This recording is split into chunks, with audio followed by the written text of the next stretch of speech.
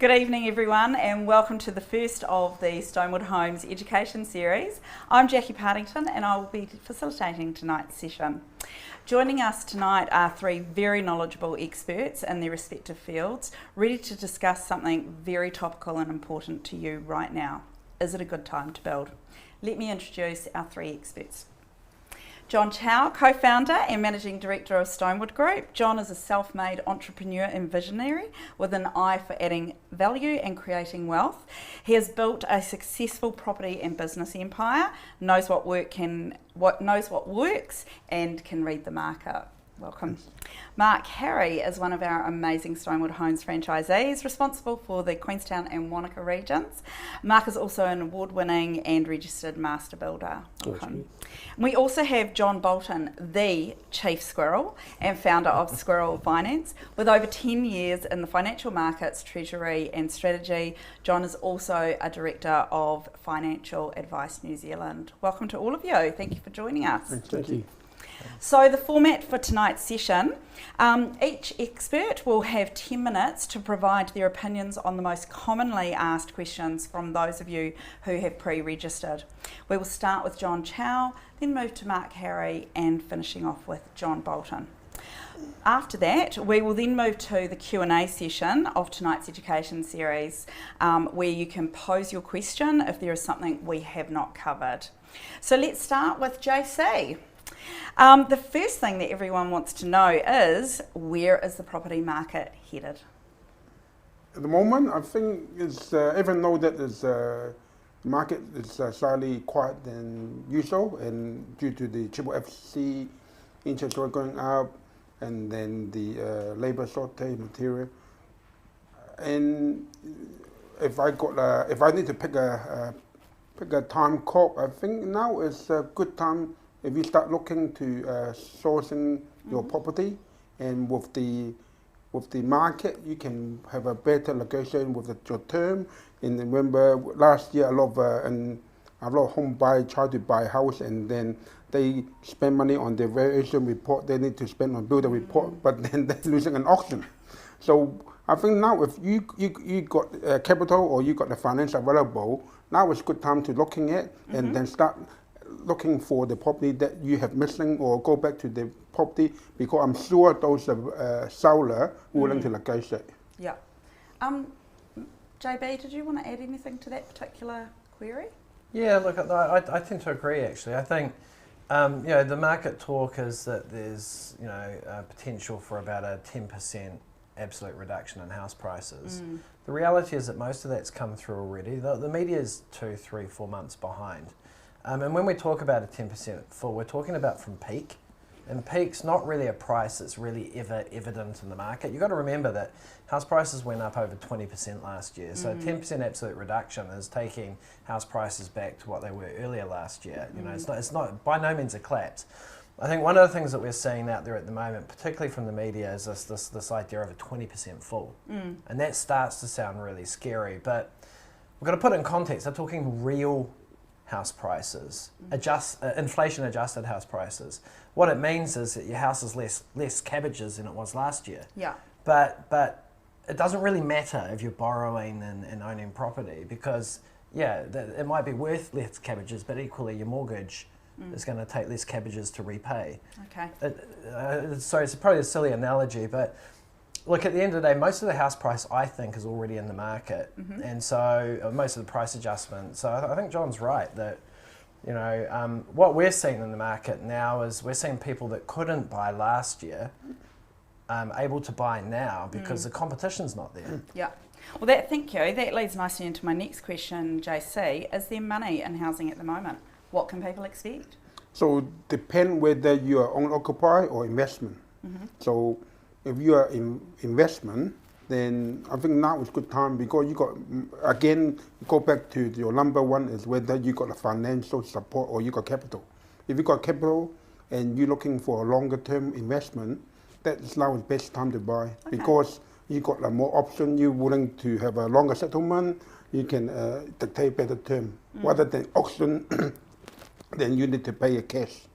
And then if you own occupy, think about that. You pay rental, and all the money go to landlord. But if you are owner occupied, you still live somewhere to live. Again, now is a better time to buy, because due to that you need that space. And if you want to wait for a market go up again, by the time you go think the scope at the same cycle. Yeah. You know. So what do you predict will happen in the building game over the next 12 months? I think last 2 years, due to the COVID, a lot of when I've been told back in about March of 2020, the first lockdown, I thought the market would crash because the lockdown. I think the first ever lockdown for anyone. So I actually told my team to prepare, do an adjustment on the budget and forecast.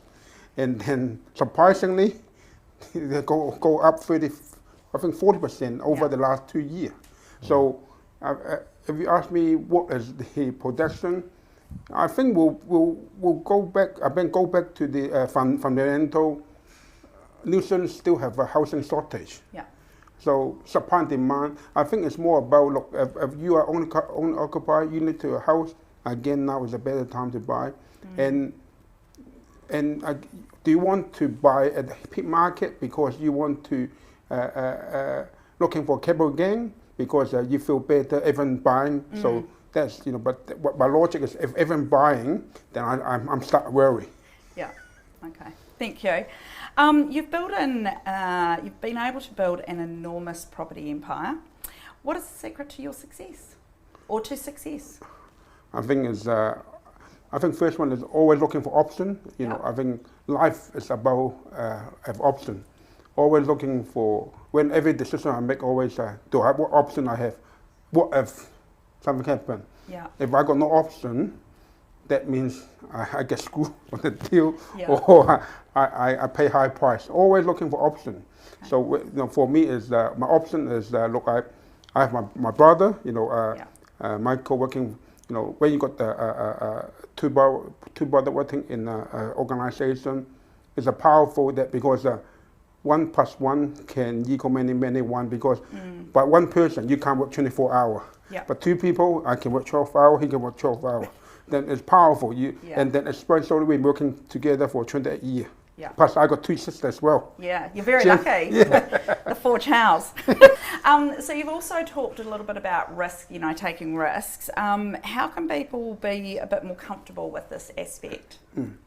I think what's this? Everything we do about risk. Yeah. Doing business. I'm sure JB or Mark. Every decision you make is a different type of risk. I think as long as your decision making is not sinking the whole boat, or you go again go back to the option. If let's say if that went wrong, what's your alternative option? I think about that, and then how much you prepare to accept that risk.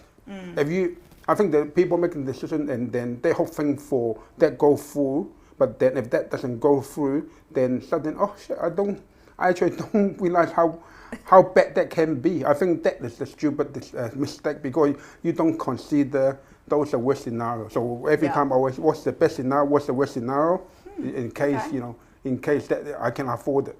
I got 500 people working for my group. Yeah, that's a big wage to pay every week. I need to ensure pay on time, and then I need to extra now this. I think this year, last year we got extra 5 sick leave. Yeah. And then you got extra 1 year, 1 day, 1 holiday. Yeah. So you got the sick leave on the 10. Yeah. So it's a big commitment and big obligation, So every decision I make, I'm making sure I can continue to support my business. Yeah. Okay. Thank you. And you're obviously good with money. So what are some tips you have for managing your money well and savings? What are some of your tips for our audience tonight? Yeah. I think first of all have a long marriage. We love money. Because if you got divorced, 50% your money gone. Yeah. So important to have a good marriage. First thing I would advise. I've been married for 25 years, so I can. Then second is about be transparent what you do and also go back to the fundamental is again look at what are the options, and also look at, you know, I more trust the system than the individual, because system is more important, because if you've got a good system, people are also important. But if you really run the system, that people do sometimes go sick or they go to away holiday, so you want a system, you think system that helping you to identify any error, or using the system to identify the pattern for you, so you over time you can, oh shit, that doesn't seem right, and then and go back, one level deeper and asking questions. So I always a big fan of do some auditing. So in the past, when I working in my J&M fast food, because I got a till, and sometimes I don't, because it take a long time to check the till every time. So sometimes I will put extra $20 or take a 20, because you're starting with foam, you should have about $500 in the till. Then sometimes I put $480, and then to check my team whether they reported. Okay. Or I put extra $20, $520. If they not report, I know they are not following the process. Yeah. So I first next day I will check whether they reported.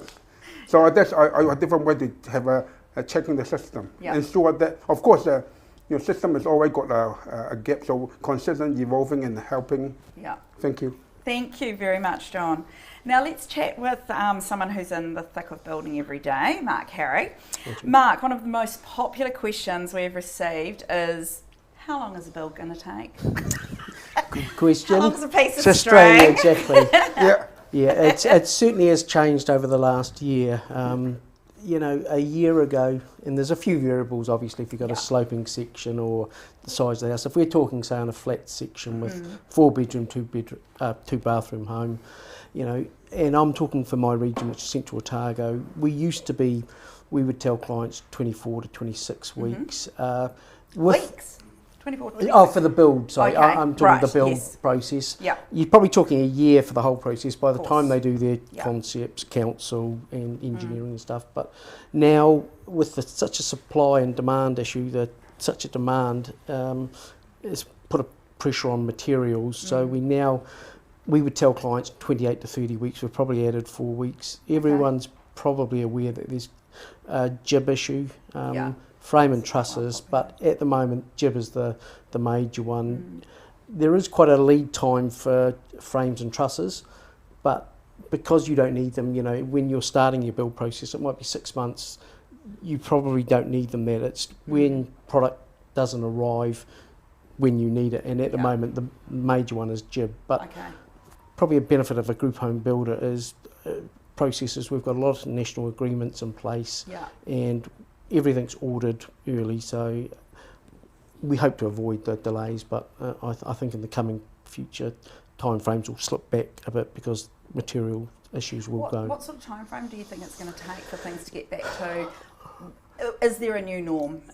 No, I think is it normal? Another 6 months, I think we'll start to see it going. Jib, which has been quite a headache, is showing signs of reducing, not being so severe. That's probably another 2 or 3 months away. And basically, I suppose manufacturers are catching up a wee bit. They've had COVID, which has probably knocked their factories back a month, so their supply level is coming up. So I think in 6 months' time it will be less, and I certainly think next year will be returning more to the norm of what it was a couple of years ago. Okay, so another 6 to 8 months. 6 to 8 months, yeah. And are we finding that the councils, there's some issues with councils, like the time frame to get consents through and things like that? Is there a ripple effect? No, it varies throughout New Zealand. I mean, we're lucky in my region, we're getting building consents out in 4 weeks. Oh, okay.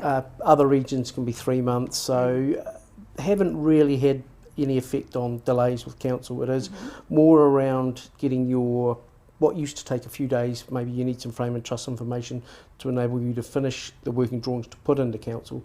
That can suddenly now push out to 3-4 weeks. So, it's actually not the councils, which is, or certainly in my region, it hasn't been a factor. But it's possibly different for the other regions. It certainly is different around New Zealand, Why have costs increased, do you think? Pure and simple, it's just the demand. Everybody expected after COVID that things would stop. It's done the complete opposite, that people had maybe not even going overseas doing stuff, have got money and are investing in property. So it is building those batches. Yeah, yes. We call them cribs, South Island. What do you call them? Cribs. Oh, cribs. But yeah, no. So it'll be interesting to see what happens. I mean, as materials come up, we're going to hopefully catch up. But yeah.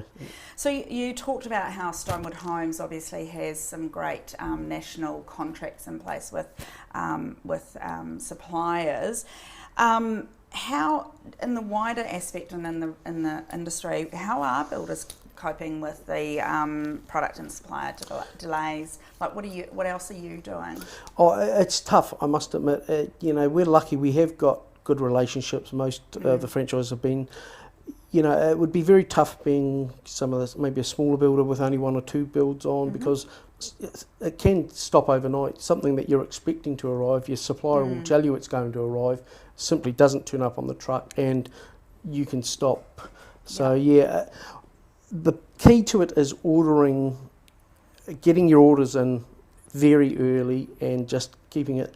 Certain products are going to have supply issues that you can possibly suggest alternatives to your clients. Even after it's gone through building consent, you can swap exterior cladding, so it's just mitigating them as they come. Some things pop up that you just can't get around, like jib, that you've just got to hope you can get through it and use your relationships that you've built over the years with your suppliers. So with some of these, you mentioned about the smaller suppliers, they're not getting the smaller builders, they're not getting the supply in. Is that turning clients to more reliable brands like Stonewood Homes? People wanting to work with us? Yeah, to be honest, I think some of the smaller guys are wanting to get in behind the group home builders, because it's not that they're not getting supplied, it's just that we probably have more builds on the go that we can push guys around, move guys around, and mitigate it a wee bit more. So we've certainly seen maybe the individual builders looking to get behind the group home builders, and you really want to use your relationships, and the clients will benefit from that, and certainly people are coming through. Okay, great, thank you. So what are the main stages of the build process? Can you share a little bit of, just at a high level, what the main stages are with some of people always hear maybe a year build time and go, what? It can't be that long. But it's really from when you first come through, say, the show home door. Most people will do 5 or 6 concepts. You'll just work your way through. The last one's probably the sales consultant saying, look, you've got a beautiful view here, make the window bigger. From the first draft, you might have 50 changes. That can take, 3 or 4 months, and there's not a stage you should be rushing, because this is your home, so enjoy that. When you get to the contract, when you've up to the stage of signing your contract, that's where time you want to get going, but there's certain things happening. You need to go to get certain engineering, frame and truss information to allow your draftsman to complete the drawings. Once they're in, they go to council. Drawing them and getting engineering can take anywhere from 4 weeks to 3 months. So you've got quite a long time on that. Council, for me, I'm lucky, it's about a month wait. We're on site within 2 weeks, and then we're building a standard 4-bedroom, 2-bathroom house. We're building about 28 to 30 weeks. And to be honest, we allow ourselves a couple of weeks at the end. I'd much rather be saying too long than too short. So Okay, thank you. And how much does an average build cost? Again, so let's say for a 200 square metre house, 200 square metre house. It'll obviously vary across the regions and what's in it. For your region? Yeah. My region we probably start with a wee bit higher spec than maybe some other ones, just because of where the house is finished. But you're not going to get much under 3,000 a square metre. I think certainly a lot of regions, I don't think there'll be many places in New Zealand now where you'd be much under 2.5, 2.6 would be sort of the starting price, and then you can pick a number. But a lot of our builds are in that 3,000 to 3,200. That's with stone benches and tiled showers, which you may obviously take out, so you can pull the price back a bit. But I think 3,000 would be. That's quite reasonable. As where it's dropping. The new normal. Yes. And do you think prices will go down? No, I mean, I've had the Stonewood franchise 15 years. I've talked to a lot of suppliers, and they've said, look, wait wait till the supply prices will come back. They won't come back. They'll stabilise. Freight may come down, but what I think will happen is the contractors who haven't put their prices up, materials will stabilise. I don't think we're going to have the crazy ride we've had in the last year. That they'll stabilise, but it will be the turn of the contractors who have had increased fuel bills. Even their materials have gone up, but their costs will come through. So we're not going to have the wild price increases I think we've had in the last year, but certainly prices are going to go up. There is no doubt about that. I suppose, and like you said, it's not just about the supply, it's about how they get there, the freight, the fuel. Like everything going in there. Yeah. Thank you, Mark. It seems like although the market has changed, it is still growing, and we might wait for costs, but realistically, just get on. Yeah. So that leads us nicely. So what are the next steps? You want to build, and now it's time to consider and organise your finance options. So Chief Squirrel JB, I love that name. Can you take us through starting with, what do people need to have ready in regards to their finances? Well, look, I guess it's probably, John touched on it earlier, the big change that came through late last year was triple CFA. So banks are taking a lot more interest in the details of your life. Now, we've lobbied and have got some changes occurring to that will come through in the next 2 or 3 months. So that might ease back a little bit and get a little bit more sensible than it is at the moment. But look, I think the main thing is, banks or lenders are having to look closer at your actual expenses. So in the past, it would have been once over lightly, you want to buy a house, can you kind of afford it? Yeah, run some numbers, job done. Now they're actually going through your bank statements, they're querying literally all of your expenses, they're looking at everything. We have to provide credit card statements to show what's going through the credit cards. We have to provide copies of all loan statements if there are other loans. Yeah. And it all eats into affordability, and affordability is probably the single biggest issue at the moment.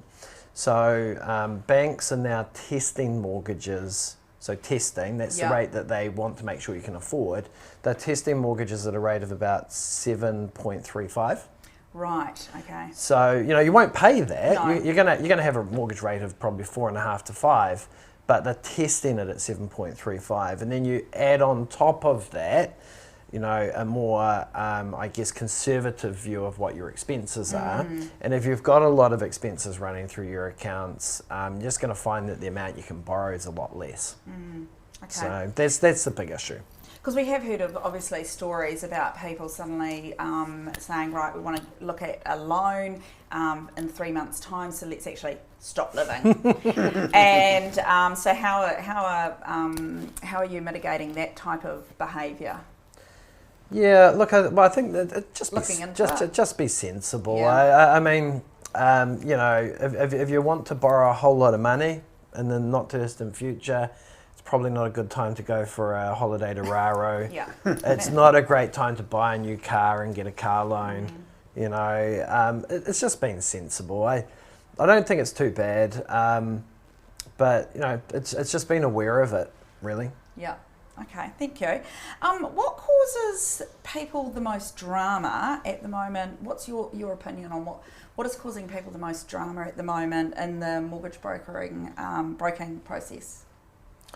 Look, it would be how much you can afford to borrow. Yeah. Because that's where the gap is, right? People are finding properties, they just can't get enough money to get to it. Yeah. So it's either about reducing your expectations and dialing it back a little bit, or waiting for house prices to fall.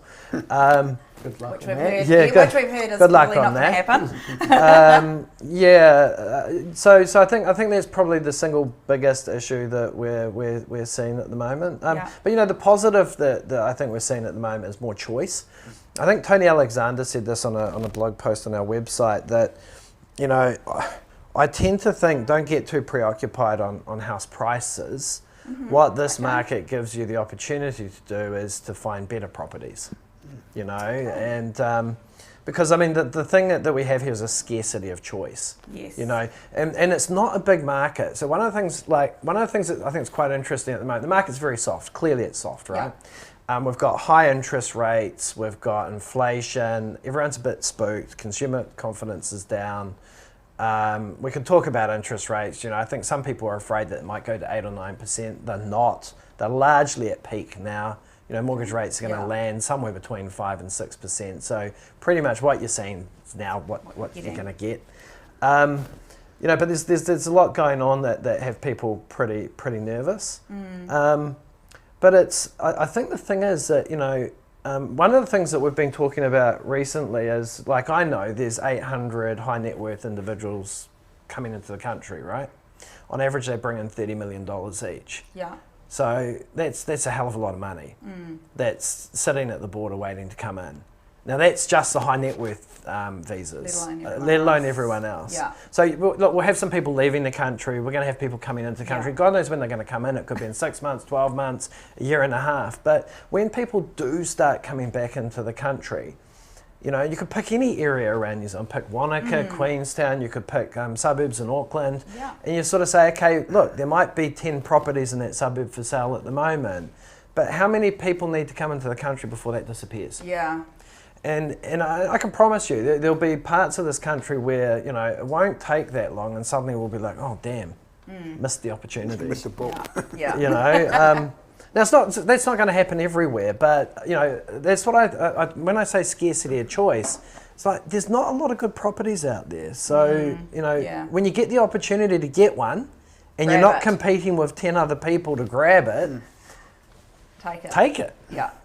Okay, thank you. And what changes do you expect in the next few months? I mean, obviously, we've got some people coming in, people going out. I don't know that a hell of a lot's going to change that quickly. But look, regulatory-wise, we might get some of these triple CFA improvements that just make it a little bit easier. I was thinking that the Reserve Bank would probably dial back its LVR restrictions a little bit. They're a bit tight at the moment.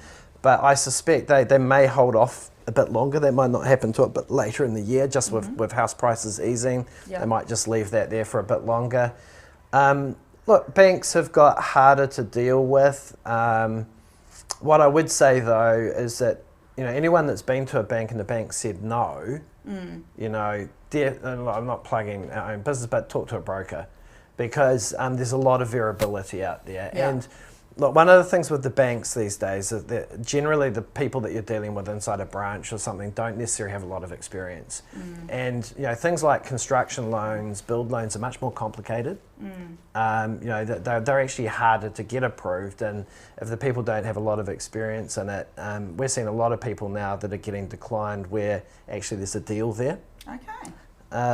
One of the things I think, particularly for older, like if it's someone that's a second or third home, chances are they've got to sell their house to build. Yeah. And in a perfect world, you'd build your new house, sell your old house at the end. Yes. But to do that, you've got to get the finance approved from the bank to build the house at the same time as keeping your existing property. And that's quite challenging, because if you have an existing mortgage, you've then got to fund 2 mortgages. Yeah. Now, banks aren't very good at that, and that's got a lot harder under triple CFA. Yes. So this is an area where we're seeing lots of people starting to run into problems. But they're solvable. They are solvable. So don't take the first no as a no. Okay, that's good to push know. back. Yeah. So do you think the process is different for building? I mean, aside from, owning your own house and then building at the same time, or selling and then building, do you think the mortgage process is different for building? Yeah, it's definitely harder for new builds. Yeah. And look, I think there's probably a couple of reasons for that. I mean, obviously the bridging that we talked about before, cost overruns, the nature of the contracts. I mean, obviously with group builds, it's a lot easier. Yeah. Group builds are far easier to finance than sort of spec houses where you're sort of dealing with just inconsistent processes and unusual contracts. Yeah. But build contracts, we can run into all sorts of problems with those. Okay. Cost overruns is a big issue at the moment. It's good when you've got businesses that have got good practices around that. Yeah. Okay. And everyone's different, but look, those sort of things, because affordability is so tight, you know, we're having to just make sure there's good contingency built into these things. Okay. You know, making sure that if there are cost overruns, they can afford it. Yeah. Okay. Thank you. Yeah. And last question is, what are, sorry, I've got a few questions I just want to choose which one I want to ask. What deposits do banks require for new builds at the moment? Well, new builds have got the benefit of having an LVR exemption, right? So there's two really good things with new builds. The first is that they've got an LVR exemption, which means that you know, there's no limitation in terms of LVR from a Reserve Bank perspective. The banks still limit it to, I mean, for an investment property, probably 80%. Okay. So it would be 60% if it's an existing property, but new build 80%. Yeah. For an owner-occupied new build 90%. But some of the banks have been prepared to go up to 95%. Maybe not right now, not with the way the contracts are, because you just don't get full fixed price contracts anymore. Yeah. And that's got the banks dialing back a bit. I mean, some of the banks now are back at 85%, mostly because they're just worried about sort of the cost side of things. But look, way better. And then of course the other benefit is tax deductibility. Yeah. So don't discount that, because like what we're seeing with the banks now is you've got a two-tier market. With existing investment property, particularly if you're buying now, it's non-tax deductible at all, right? So you're effectively having to pay tax on all your rental income. Whereas obviously with new build, you've still got tax deductibility, and it makes a difference. Okay. Thank you. It's great to know what is required and how to get prepared. So there has been a lot of valuable information, insights and knowledge shared with us tonight. We will now open up to you to post your questions. Now is your chance to ask one of our experts something that has perhaps not been covered tonight. We may not get to everyone tonight, but if you have a burning question, post it on the chat on your screen now. So the first question I've got is for Mark. If there is a delay in build, what happens? A delay in build is around the materials. It's just keeping the client informed. Unfortunately, sometimes we're getting the trucks just not arriving with a thing. So it's just keeping the communication channels open, and hopefully moving forward. 6 months ago I wouldn't have thought we would have had the delays we've had now we have, but I can see the light at the end of the tunnel. I think once Jib's there, I think delays will disappear, hopefully. And so communication and is key. Communication is key. Just keep the client or informed of what's happening. Most stuff you get a bit of warning on. You can change products. Some you don't, but they're getting less and less now. Okay. You're finding with maybe things like tiling and stuff that you've got less selection because it's all getting imported?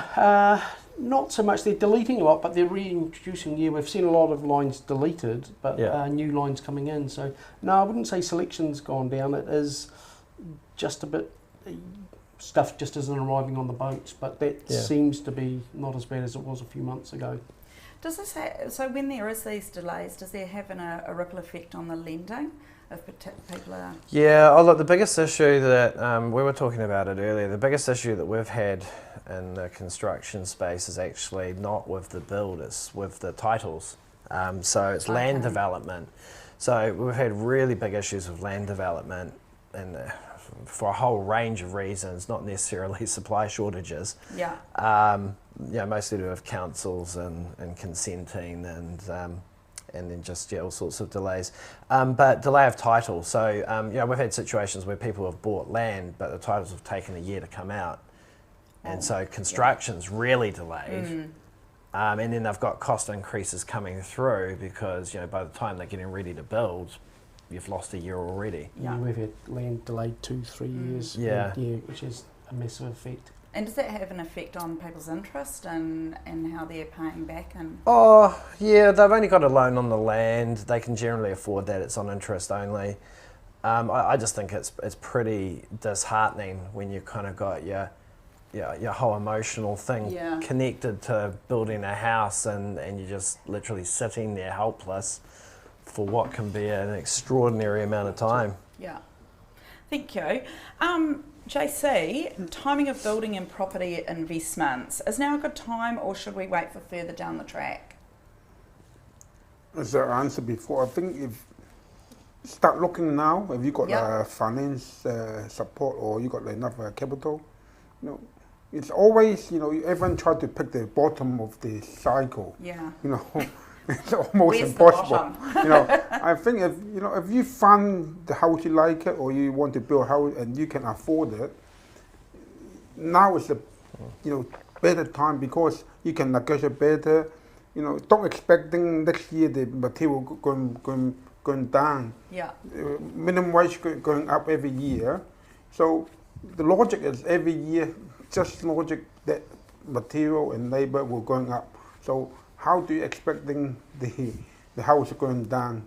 Yeah. I think the logic is if you need the house or you got capital available, now is time Now's the time to stop shopping. Sooner you get in, more capital gain you'll get. Yeah.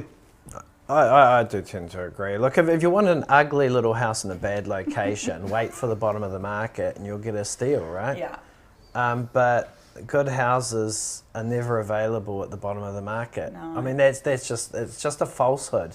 But when is the bottom? That's exactly, that's the question. Well, that as well, but you know, $1 billion question. I mean, it's like chasing fairy dust, finding the perfect property at the bottom of the market. Yeah, it just doesn't exist. Exactly.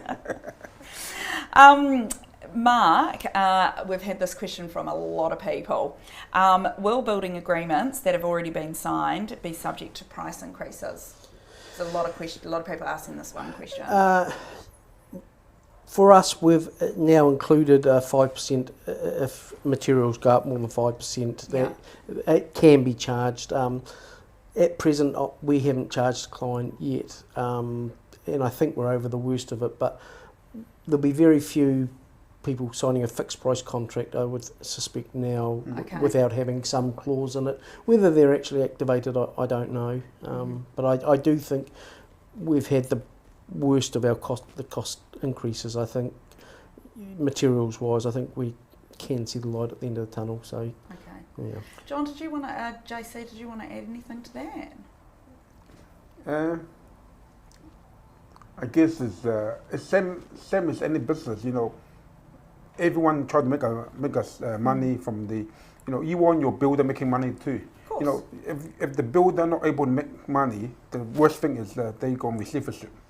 So it's, you know, while that may be not the best for the consumer, have that 5% or 10% allowance, but then the worst thing is a builder sign up a sewing house and they can't deliver due to they can't, because material or whatever, they can't control. So I think the logic again is about, you know, be sensible and, you know, from Stonewood home point of view, we've been building house for 32 years, building over 6,000 or 8,000 house. No, we've been in the market for a long time. We do know what we're doing. I think if we can't afford it, we need to pass on. But that's healthy because you want your builder making money. Yeah, because half thing is that you got half done house and they're going to receive a ship. That's the worst thing happen. Yeah, thank you. JB, did you want to add anything? Oh, look, I just think it's one of the areas I think good group builders have an advantage is just good systems and processes. Yeah. Because my observation would be, just looking at the market more broadly, that it's the builders that don't have good systems and structures are where the bulk of the problems are.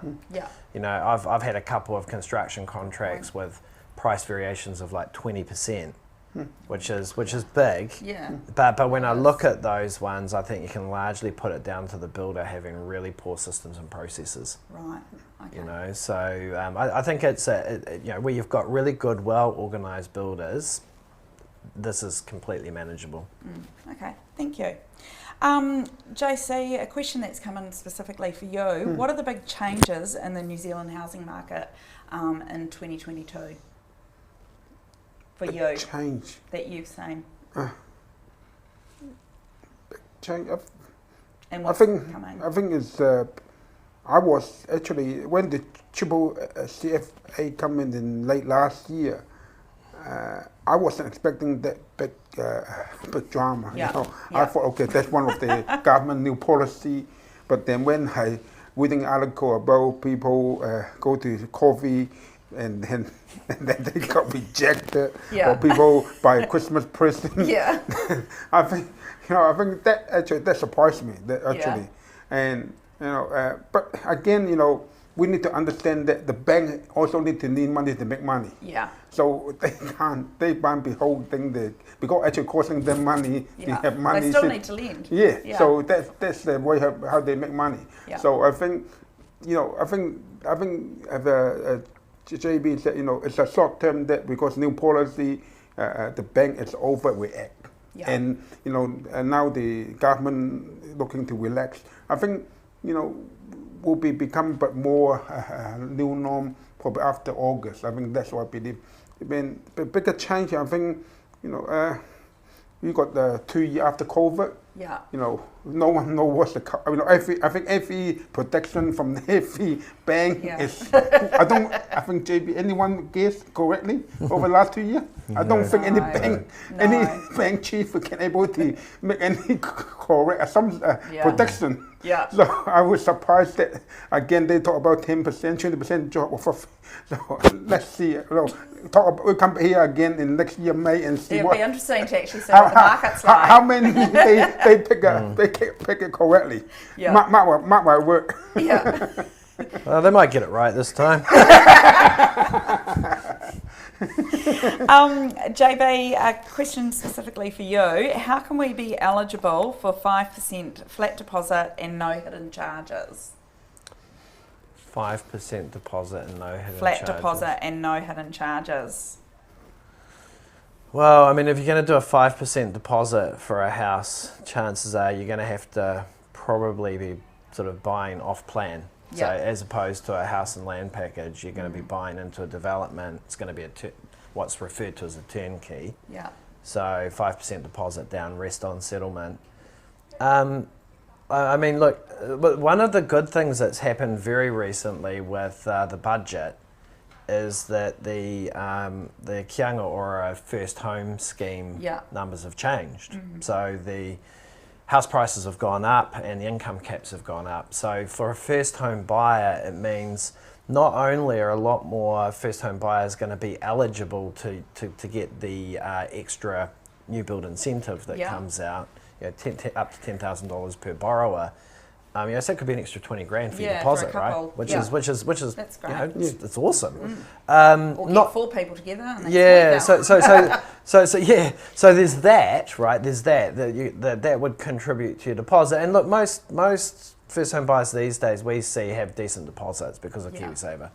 But the second piece, which I think is really interesting, is the first home scheme. So traditionally, the big banks have only lent up to 90%, right? That's as far as they go. With Kianga Ora, you can go all the way up to 95. But for a lot of people, their incomes were too high or the house prices were too high for them to qualify. A lot more of them are qualifying now. And so under the Kianga Ora scheme, a little bit more effort, but a lot more of these first home buyers will actually be able to go in with a smaller deposit. Only in turnkey, not construction loans. Okay, all right, thank you. If this is a question for everyone, how does construction loans, well actually there's a question for you JB, sorry, but it's from everyone. Sorry, it's not for everyone, it's from a lot of people. How do construction loans work? People are hearing that the main banks are quite picky, hence a lot of people go to their second tier lenders for construction lending. Okay, so that's littered with questions. Yeah, actually. it is littered with questions. 10 right, minutes. stand up. Right. No. And we'll ask these guys as well. Okay, so let's just walk through the different kinds of contracts. So the first and probably easiest way to get into new build is what we'd call turnkey. Yeah. So turnkey, you don't have any construction risk because you're basically just buying the end product. And so I said before, turnkey, apartments, terrace, townhouse, bigger projects. Yeah. You can get single house turnkeys as well, right? Builders, and in fact, Stonewoods will probably do turnkeys. Yeah. So turnkeys are actually relatively easy because from the bank's perspective, the borrower's not taking construction risk. They're simply buying an end product, paying a deposit, and you're out the end, right? Yeah. And there's all the benefits of the KiwiSaver and all the other stuff we're talking about for first home buyers. So that's your turnkey. Now, in this market, those are relatively easy. If you can find someone that will do one for you.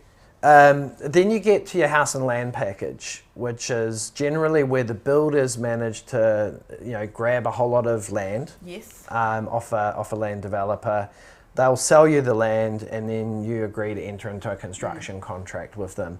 Quite often, we're finding it depends if titles are out, but your chances are you're probably settling on the land, and then finalising a construction contract, or we're waiting for the land. You could be waiting a long time, in which case you've actually already designed the house, you're ready to go, and you're just simply waiting for title to get going. So house and land packages are a bit more difficult. And there's probably a couple of issues in there. One's getting your budget right. So it's good for us to be in that process early so that you know how much you can borrow. Yeah. Nothing worse than designing the perfect house, bringing it to us and going, sorry, you can't borrow that much. Yeah. Get in early, get an understanding of how much you can borrow, and then finalise your build from there. Because then at least you know the trade-offs that you're making with the builder. Yeah. So I'd say get your finance sorted early. Ideally very early, because the last thing you want to do is buy a piece of land and then find you can't build what you want on it. Yeah. So I'd definitely get into that process very early on. So that's your house and land packages. We are having to put contingency into them in cases, as we were saying earlier, older people where maybe they already own their existing house. We've got the challenge of bridging. Yeah. Those sort of things are popping up a lot more now. Okay. Well, the market's slower, right? It's actually a lot harder. It takes more time to sell. It does. So yeah. Now it does. Yeah. 6 months change, do you reckon? Would it be 6 months since it was that the turnaround has been? It's been 6 months. For selling a house? For the selling of the house, yeah. So since it was very quick. Yeah. I think turn of the year. I think November. Start of this year, it's really pushed out. Yeah. They're still selling. They're just selling slower. I think that Omicron, people were worried weren't going out. We're getting used to staying at home. I think people now are going out. Our show home numbers dropped quite markedly over January, February, March, but email inquiry increased, and now we're sort of seeing people actually coming out to show homes and talking to real estate agents. Same thing, that they weren't seeing people through open homes, but now they are. So I think. So people aren't scared of monkeypox? Yeah, I think, we'll find that out in the next few weeks, I think a lot of people are sitting on the fence at the moment. So, we're in that awkward market. We always see this. I mean, we've been through 3 or 4 mini cycles in the last 10 or 12 years. There was the GFC, we've probably had almost a couple of recessions in between. We didn't quite get to recessions. But it's what we always see. Everyone kind of sits on the fence. And then they wait to see what everyone else is doing, and they all rush back in at the same time, and then they rush out at the same time and rush in at the same time. And I think we're in that phase at the moment where everyone's sitting on the fence, they're kind of sitting back, they're all a bit nervous, interest rates are going up, they keep hearing all these scary stories every day about inflation and the world coming to an end. And so they're really just waiting, and they need the confidence to get back into the market. And I think that's what they're lacking at the moment. But it's really interesting. I'm selling the house at the moment. It's my last rental, and but I'm buying another one. But I'm selling one at the moment, and it's been really interesting because we've had it on the market now for probably about 6 or 7 weeks, and slow but steady people coming through in Auckland. I actually went and got a registered valuation done on it last week. Just to give the buyers something where they could get confidence. Because I think one of the things at the moment is with all this conversation about prices and everything else, they just don't know. And when they don't know, they're just too afraid to do anything. What's really interesting, I only got the valuation back for the open homes this weekend, and already people are like, oh wow, okay, keen to do something. Keen to have a conversation. Because we removed the uncertainty for them. Yeah. You know? So I think people are on the fence. They will come back off. They will come back into the market. I think the biggest thing is going to be when interest rates stabilise. And I don't think that's far away. We had a 0.5% increase in the OCR today. You're going to see some more increases in the OCR over the next 6 to 12 months, probably 0.25% each time now. This is largely priced into the mortgage rates already, so they're just not going to move, right? The OCR today is at 2%. Typically, mortgage rates would be about 2% above OCR. So you would sort of say mortgage rates should be about 4%, but they're not. They're about 5%, right? The peak OCR that the Reserve Bank's saying it will get to, so where it is now is considered neutral. Yeah. So we're now into. It's maxing? So no, we're into the tightening phase now. Okay. This is where the Reserve Bank would say any further tightening from here is temporary. Right. Until inflation comes out of the economy, and then rates will ease back again, right? Okay. So they're expecting it to get as high as 3.5%, so another 1.5% higher than it is now. Now, what most people do is what they go, time frame do you think that's going to be? Oh, over the next year. Okay. And maybe a year and a half. And so everyone goes, oh, okay, well, it's going to add another 1.5% to the rate. So rates are going to hit 7, or 6.5, 7, and they start to freak out about that. But the reality is, okay, 3.5 OCR, add 2% onto it. That says that peak mortgage rates are around 5.5%. Yeah. So that's where they're going to peak. They're there now. 3-year rates are about 5.25. So the rates aren't far off where they're going to peak. Yeah. You know, they might get up. They might get close to 6% temporarily as people panic fix. Yeah. But you know, we're sort of getting towards the top now with mortgage rates. Okay. Thank you, John. Did you have anything you wanted to add to that? No, I think JB explained quite well. So I've got an open question for all of you. I'm not sure who has asked this question, but I have a property suitable for subdivision and plan to develop as a duplex on 2 titles, one to sell in order to finance our home. Is that viable these days to sell off the plans? Definitely, yeah. You'll see a lot of that. People still buy off the plan.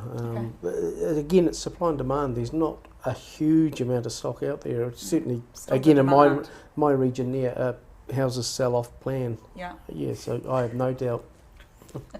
Wanaka's pretty hot there. Yeah, it is. Yeah, look, I mean, we've got clients that are doing that. You know, it's a great way of just getting a bit of equity into your property, right? It's smart. It is. It's really smart. And you know, look, I guess probably certainly in metro locations in the cities, you know, they're not making more land, so you know, subdividing and building duplexes makes really good economic sense. Yeah. So a big fan of it.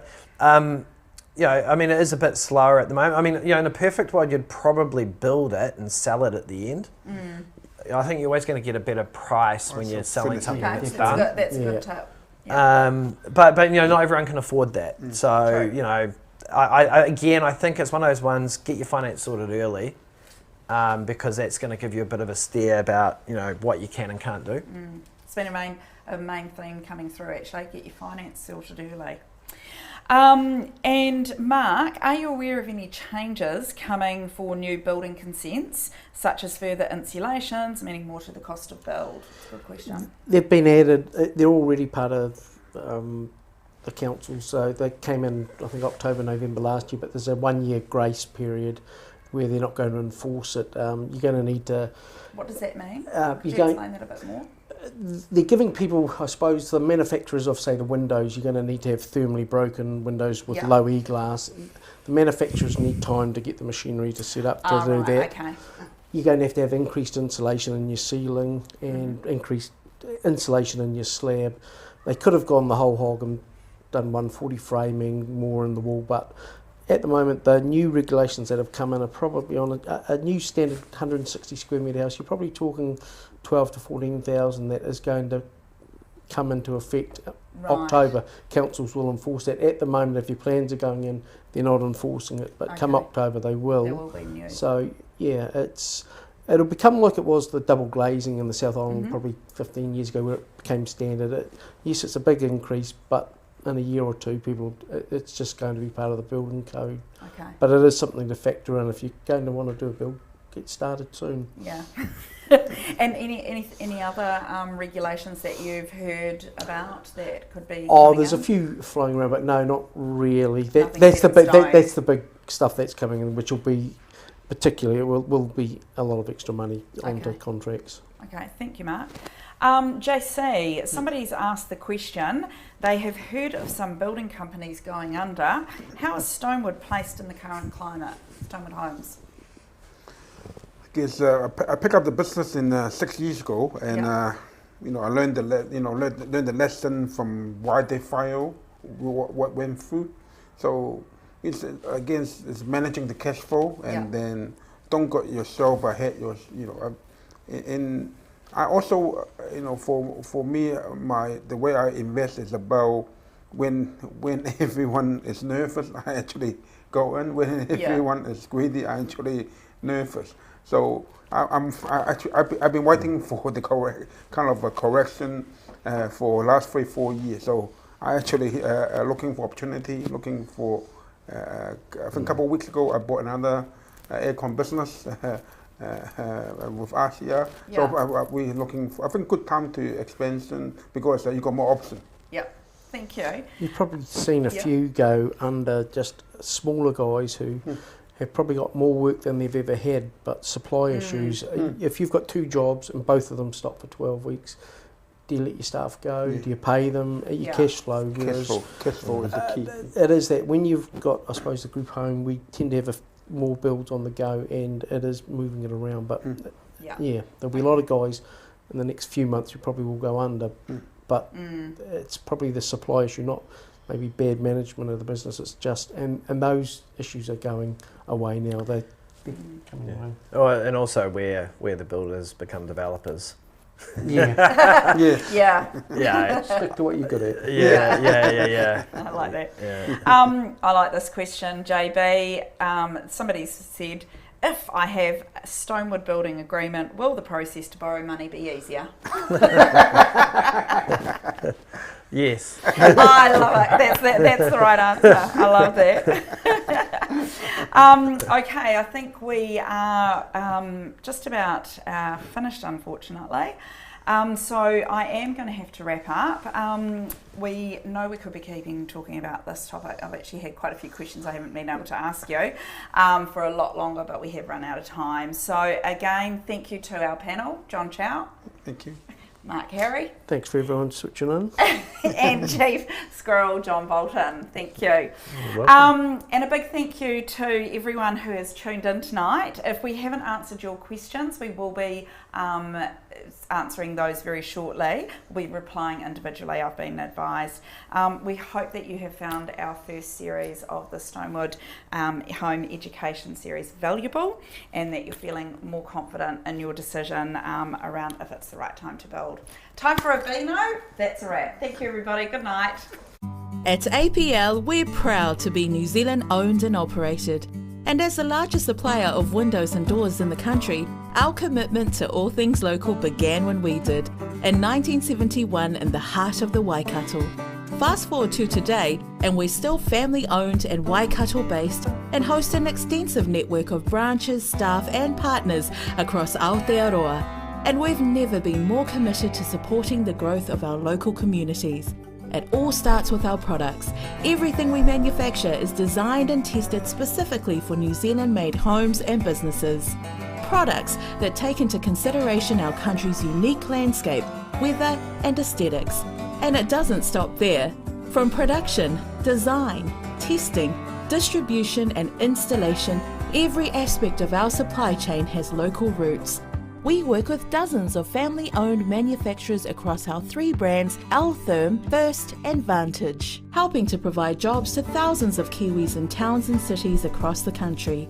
We've also structured our business to be vertically integrated, so we can ensure our products are of the highest quality, are delivered on time, and help keep jobs in New Zealand. We're so committed to driving local innovation, we've developed our very own suite of state-of-the-art facilities, including a Design and Innovation Centre, INZ accredited test booth, on-site extrusion, plastic glass and surface finishing plants, manufacturing facility and distribution fleet, and are currently developing a future-focused manufacturing facility in Hautapu near Cambridge. The end result?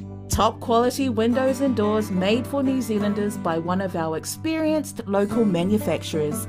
We think that's something worth celebrating. At APL, we're proud to be New Zealand owned and operated. And as the largest supplier of windows and doors in the country, our commitment to all things local began when we did, in 1971 in the heart of the Waikato.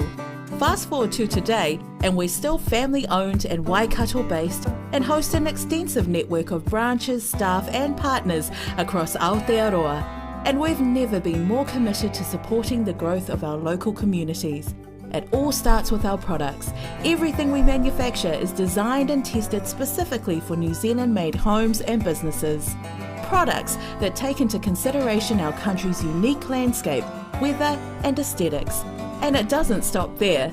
From production, design, testing, distribution and installation, every aspect of our supply chain has local roots. We work with dozens of family-owned manufacturers across our three brands, Altherm, First and Vantage, helping to provide jobs to thousands of Kiwis in towns and cities across the country. We've also structured our business to be vertically integrated, so we can ensure our products are of the highest quality, are delivered on time, and help keep jobs in New Zealand. We're so committed to driving local innovation, we've developed our very own suite of state-of-the-art facilities, including a Design and Innovation Centre, INZ accredited test booth, on-site extrusion, plastic glass and surface finishing plants, manufacturing facility and distribution fleet, and are currently developing a future-focused manufacturing facility in Hautapu near Cambridge. The end result? Top quality windows and doors made for New Zealanders by one of our experienced local manufacturers. We think that's something worth celebrating. At APL, we're proud to be New Zealand owned and operated. And as the largest supplier of windows and doors in the country, our commitment to all things local began when we did, in 1971 in the heart of the Waikato. Fast forward to today, and we're still family owned and Waikato based, and host an extensive network of branches, staff and partners across Aotearoa. And we've never been more committed to supporting the growth of our local communities. It all starts with our products. Everything we manufacture is designed and tested specifically for New Zealand-made homes and businesses. Products that take into consideration our country's unique landscape, weather and aesthetics. And it doesn't stop there. From production, design, testing, distribution and installation, every aspect of our supply chain has local roots. We work with dozens of family-owned manufacturers across our three brands, Altherm, First and Vantage, helping to provide jobs to thousands of Kiwis in towns and cities across the country. We've also structured our business to be vertically integrated, so we can ensure our products are of the highest quality, are delivered on time, and help keep jobs in New Zealand. We're so committed to driving local innovation, we've developed our very own suite of state-of-the-art facilities, including a Design and Innovation Centre, INZ accredited test booth, on-site extrusion, plastic glass and surface finishing plants, manufacturing facility and distribution fleet, and are currently developing a future-focused manufacturing facility in Hautapu near Cambridge. The end result? Top quality windows and doors made for New Zealanders by one of our experienced local manufacturers. We think that's something worth celebrating. At APL, we're proud to be New Zealand owned and operated. And as the largest supplier of windows and doors in the country, our commitment to all things local began when we did, in 1971 in the heart of the Waikato. Fast forward to today, and we're still family owned and Waikato based, and host an extensive network of branches, staff and partners across Aotearoa. And we've never been more committed to supporting the growth of our local communities. It all starts with our products. Everything we manufacture is designed and tested specifically for New Zealand-made homes and businesses.